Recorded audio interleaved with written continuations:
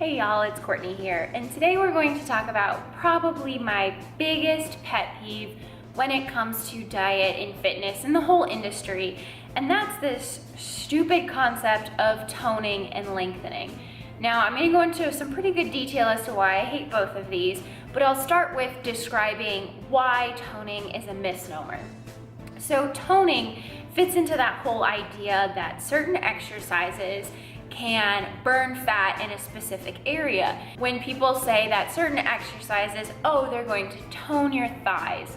And the idea that people get is this exercise is going to get rid of the fat and show the muscle. So it's that whole idea of that targeted fat loss that really drives me nuts, because as I've talked about before, that doesn't exist.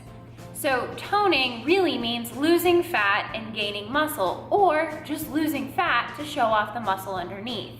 So we've already discussed why this is a problem. Now, the other part of toning that really annoys me is that when people talk about toning, they do it in a way that makes their exercise act like it's superior to other exercises, because especially for women, it's building a desirable type of muscle. A lot of times people say, oh, don't build those bulky muscles. And that's just so annoying, because it perpetuates this idea that, especially in the fitness industry, there are acceptable things for females and unacceptable things for females, and people who identify as females, and people who look female but aren't necessarily identifying as females. It's just annoying. It puts these unnecessary constraints on how you should or shouldn't look.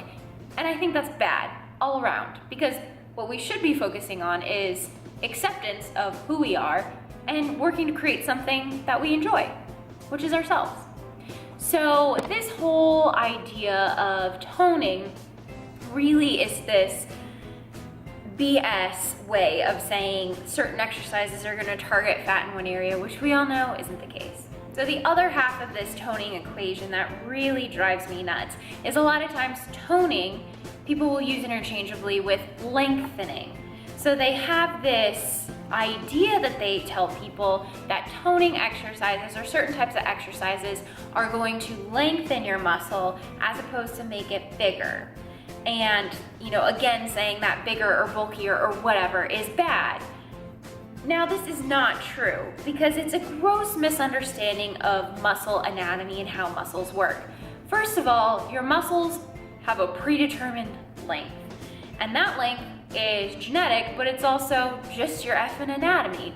Ask anyone who has studied muscles and anatomy. They will tell you that a lot of times you have to memorize the origins and insertions of each muscle, meaning where does the muscle originate from and where does it insert at. And these are specific points on bone, or they correspond with tendons, and there's a whole science behind it. And trust me, as someone who had to memorize it for pretty much every animal species, I can tell you, there's a lot. But to say that you can lengthen a muscle is to imply that certain exercises are going to pick up your muscle and set it down somewhere else, which doesn't make any sense. When you are stimulating a muscle to grow, you can only stimulate it one way, and that is bigger. I brought a prop for an example. So if we think of a foam roller, it's going to have a predetermined length. Now, these foam rollers, I think, are good examples, because do you see these circles that make up the bigger circle of the foam roller? If we say that this is a muscle, then these little circles are muscle fibers.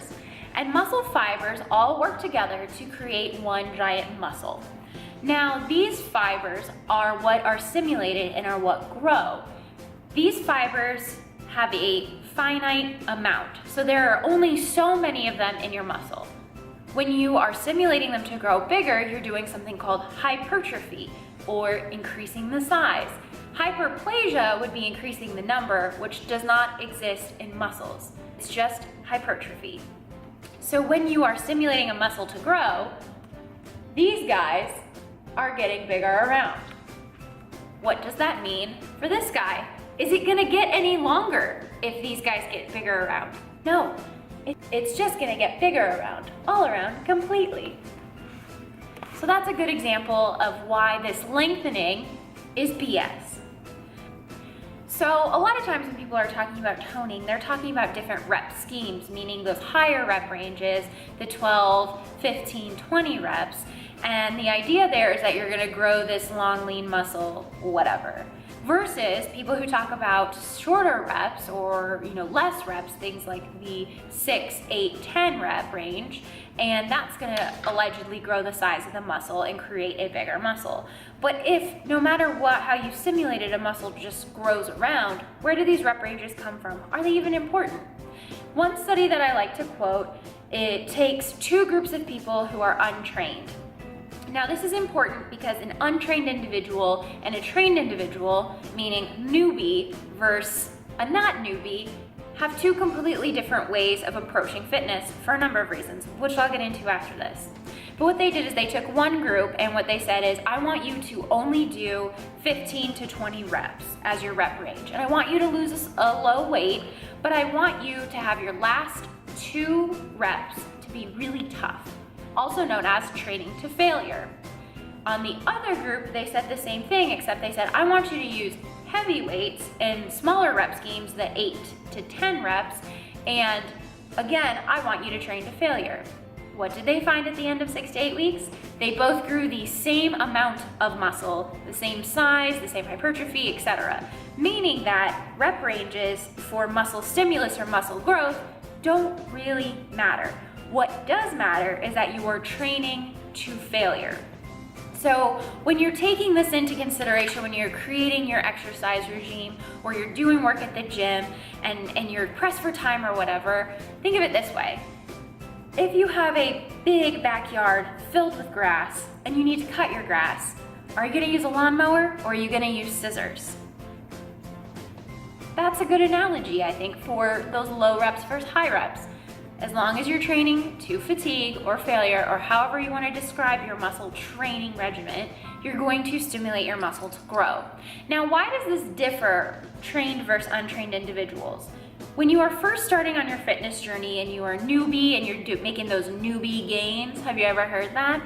That's basically saying that you are at that fitness level where you can burn fat and gain muscle kind of simultaneously. When you're first starting, that muscle stimulus that you're giving to your muscle is new, and it's tricking it up, it's making it work for something, and it's a magical time that you should really embrace, because it's not gonna last forever, and then you're gonna become like the rest of us and have to do things like bulking and cutting and crap like that. So when you're in your newbie stages, the ability to gain muscle and lose weight at the same time is possible.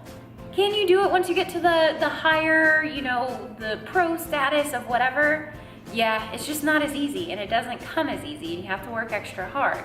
Now, if you compare newbies who can do this quick muscle gain, fat loss, to people who do things like bodybuilding shows, or even powerlifters, you'll know that they have what's called an off season, where they are in a caloric surplus. During this time, they eat more calories than their body needs to survive, and that's because they're trying to build muscle. Then when they go into their cutting schemes, what they're doing at that point in time is creating a caloric deficit, either through exercise or diet, again, and that's going to pull off the fat or decrease the size of the fat so that you can see your beautiful muscles that you built underneath, knowing that they are also compromising some of their muscles depending on how fast they lose that weight and what they do to lose that weight.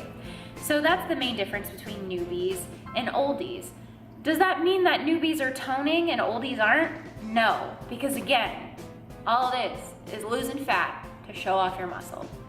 I hope that helps to explain kind of why toning is such an annoying word for me, and why you can't lengthen muscles, and why as a newbie your journey in your health and fitness is going to be different than someone who's been in the industry for a few years. If you have any questions, definitely put them in the comments below. Otherwise, subscribe to this channel. I'm going to try and put out videos once a week, and it's going to be a hodgepodge of these little myth busters that I have developed over the years and got from questions through time, and some exercises whenever I decide to figure out how to do lighting appropriately in the gym. See ya.